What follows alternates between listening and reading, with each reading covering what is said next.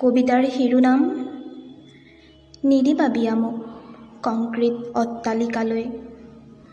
কবি জুৰিমণি, আবৃত্তি দীক্ষিতা হাজৰিকা। আই নিদিবা বিয়া মোক মহানগৰীৰ কংক্ৰিটৰ ৰাজ অট্টালিকালৈ। মানৱতাৰ বেচা কিনা হয় হেনো চহৰৰ অভিজাত হোটেলত। আই গাঁৱৰ সেউজীয়া বুকুতেই আছে শীতলতা, আছে বিশুদ্ধ শান্তিৰ মলয়া। তোমাৰ মৰমৰ শীতল ছাঁত পাহৰি যাওঁ জীৱনৰ সকলো যাতনা।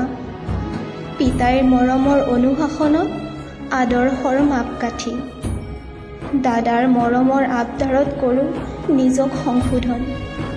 আই নিদিবা মোক দূৰলৈ উলিয়াই, অচিনা ঘৰখনক আঁকোৱালি লওঁতে লাগিব যে মোৰ বৰ আখজা। তাতে যদি সকলোৰে পৰা পাওঁ অনাদৰ আৰু অৱহেলা ভৰা কুটিল চাৱনি, দিব পাৰিম জানো হৃদয়খনক বুজনি? কেনেকৈ সহিম পিতাইৰ মূৰত বোজা জাপি নিচা শক্ত স্বামীক সন্তুষ্ট কৰিব? দিব নোৱাৰিম দে বুলিলেই লাখ টকা হাতত গুজি। দৰিদ্ৰতাৰ ওচৰত হাৰ মানি পাৰিব জানো অতি আদৰৰ জীয়ৰীৰ ভস্মীভূত আধা পোৰা দেহটো চাব? পাৰিবনে মৰমৰ দাদাই হত্যাকাৰী জোৱাইক দোষী সাব্যস্ত কৰিব?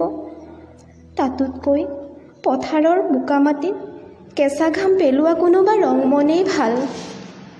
সাধাৰণ মানুহৰ কোমল বুকুতেই থাকে হৃদয়ৰ সেউজীয়া মৰম। কাবৌ কৰিছোঁ আই তোমাক নিদিবা বিয়া মোক মহানগৰীৰ সেই কংক্ৰিট ৰাজত।